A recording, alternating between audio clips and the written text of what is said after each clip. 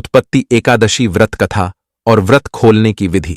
उत्पत्ति एकादशी का व्रत हेमंत आर्तु में मार्गशीर्ष मास के कृष्ण पक्ष गुजरात महाराष्ट्र के अनुसार कार्तिक को करना चाहिए।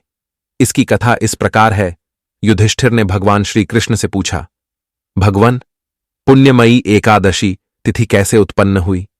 इस संसार में वह क्यों पवित्र मानी गई तथा देवताओं को कैसे प्रिय हुई? श्री भगवान बोले, कुंती नंदन, प्राचीन समय की बात है। सत्ययुग में मुर नामक दानव रहता था। वह बड्ढा ही अद्भुत, अत्यंत रौद्र तथा संपूर्ण देवताओं के लिए भयंकर था। उस काल रूपधारी दुरात्मा महासुर ने इंद्र को भी जीत लिया था।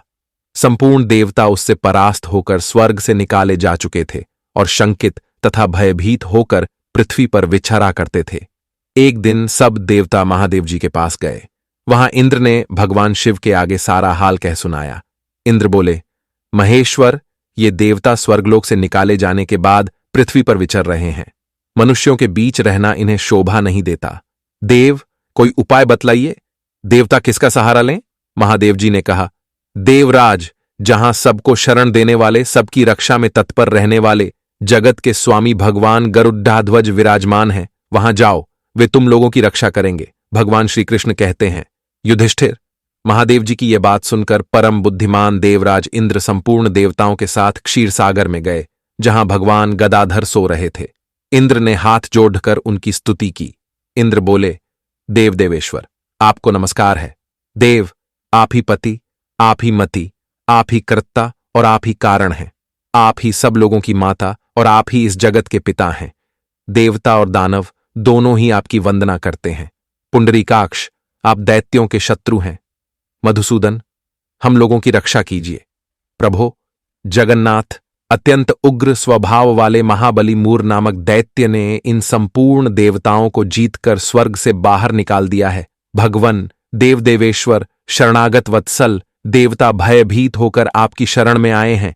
दानवों का विनाश करने वाले कमल नयन, भक्त वत्सल, देव देवेश्वर, जनार्दन, हमारी रक्षा कीजिए, रक्षा कीजिए।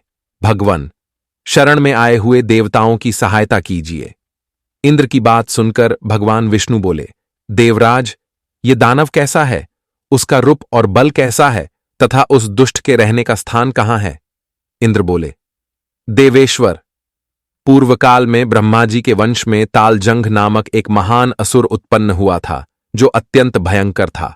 उसका पुत्र मुरदानव के नाम से विख्यात है। वह भी अत्यंत उत्कट, महापराक्रमी और देवताओं के लिए भयंकर है। चंद्रावती नाम से प्रसिद्ध एक नगरी है, उसी में स्थान बनाकर वह निवास करता है। उस दैत्य ने समस्त देवताओं को परास्त करके उन्हें स्वर्गलोक से बाहर कर दिया है। एक दूसरे ही इंद्र को स्वर्ग के सिंहासन पर बैठाया है। अग्नि, चंद्रमा, सूर्य, वायु तथा वरुण भी उसने दूसरे ही बनाए हैं। जनार्दन, मैं सच्ची बात बता रहा हूं, उसने सब कोई दूसरे ही कर लिए हैं। देवताओं को तो उसने उनके प्रत्येक स्थान से वंचित कर दिया है। इंद्र की यह बात सुनकर भगवान जनार्दन को बड़ा क्रोध आया। उन्होंने देवताओं को साथ लेकर चंद्रावती नगरी में प्रवेश किया। भगवान गदाधर ने देखा कि दैत्यराज बारंबार गर्जना कर रहा है और उससे परास्त होकर संपूर्ण देवता दसों दिशाओं में भाग रहे हैं। अब वह दानव भगवान विष्णु को देखकर बोला, खड्डा रह, खड्डा रह। उसकी यह ललकार सुनकर भगवान के नेत्र क्रोध से लाल हो गए। वे बोले, अरे दुराचारी दानव, मेरी इन भुजाओं को देख।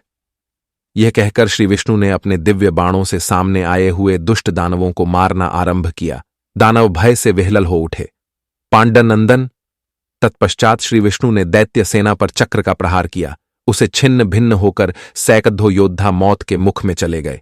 इसके बाद भगवान मधुसूदन बद्रिकाश्रम को चले गए। वहां सिंहावती नाम की गुफा थी, जो 12 योजन लंबी थी। पांडनंदन, उस गुफा में एक ही दरवाजा था। भगवान विष्णु उसी में सो गए। वह दानव मुर भगवान को मार डालने के उद्योग में उनके पीछे पीछे तो लगा ही था।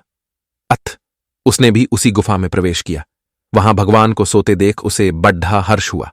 उसने सोचा, यह दानवों को भय देने वाला देवता है। निसंदेह इसे मार डालूंगा। युधिष्ठिर, दानव के इस प्रकार विचार करते ही भगवान विष्णु के शरीर से एक कन्या प्रकट हुई, जो बद्दी ही रूपवती, सौभाग्यशालिनी, तथा दिव्य अस्त्र शस्त्रों से सुसज्जित थी। वह भगवान के तेज के अंश से उत्पन्न हुई, उसका बल और पराक्रम महान था। युधिष्ठिर। दानवराज मुर ने उस कन्या को देखा। कन्या ने युद्ध का विचार करके दानव के साथ युद्ध के लिए याचना की। युद्ध छिड़ गया। कन्या सब प्रकार की युद्ध कला में निपुण थी। वह मुर नामक महान असुर उसके हुंकार मात्र से राख का ढेर हो गया। दानव के मारे जाने पर भगवान जाग उठे।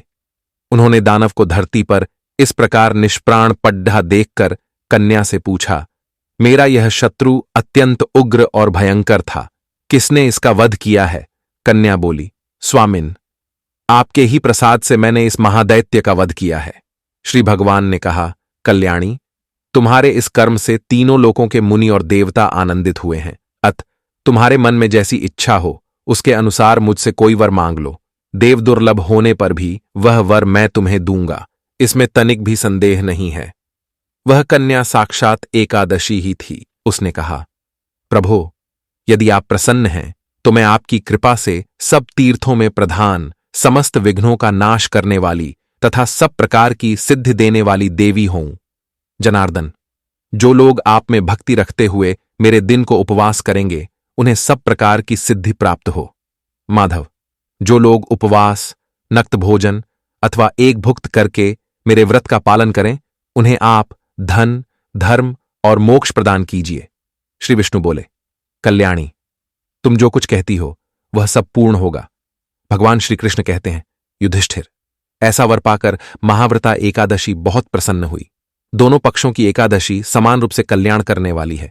इसमें शुक्ल और कृष्ण का भेद नहीं करना चाहिए। यदि उदयकाल में थोड़ी सी एकादशी, मध्य में पूरी द्वादशी और अंत में किंचित त्रयोदशी हो तो वह त्रिस्पृशा एकादशी कहलाती है।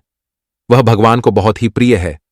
यदि एक त्रिस्पृशा एकादशी को उपवास कर लिया जाए तो 1000 एकादशी व्रतों का फल प्राप्त होता है तथा इसी प्रकार द्वादशी में पारण करने पर 1000 गुना फल माना गया है। अष्टमी, एकादशी, षष्ठी, तृतीय और चतुर्दशी ये यदि पूर्व तिथि से विद्ध हों तो उनमें व्रत नहीं करना चाहिए। परवर्तिनी तिथि से युक्त होने पर ही इनमें उपवास का विधान है। पहले दिन में और रात में भी एकादशी हो तथा दूसरे दिन केवल प्रातः काल एक दंड एकादशी रहे तो पहली तिथि का परित्याग करके दूसरे दिन की द्वादशी युक्त एकादशी को ही उपवास करना चाहिए। ये विधि मैंने दोनों पक्षों की एकादशी के लिए बताई है। जो मनुष्य एकादशी को उपवास करता है वह वैकुंठ धाम में जाता है, जहां साक्षात भगवान गरुड़ ध्वज विराजमान रहते हैं। जो मानव हर समय एकादशी के माहात्म्य का पाठ करता है उसे 1000 गौदान के पुण्य का फल प्राप्त होता है।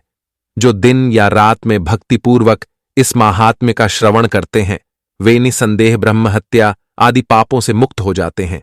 एकादशी के समान पापनाशक व्रत दूसरा कोई नहीं है। व्रत खोलने की विधि, द्वादशी को सेवा पूजा की जगह पर बैठकर भुने हुए 7 चनों के 14 टुकड़े करके अपने सिर के पीछे फेंकना चाहिए। मेरे 7 जन्मों के शारीरिक, वाचिक और मानसिक पाप नष्ट हुए, यह भावना करके 7 अंजलि जल पीना और चने के साथ दाने खाकर व्रत खोलना चाहिए।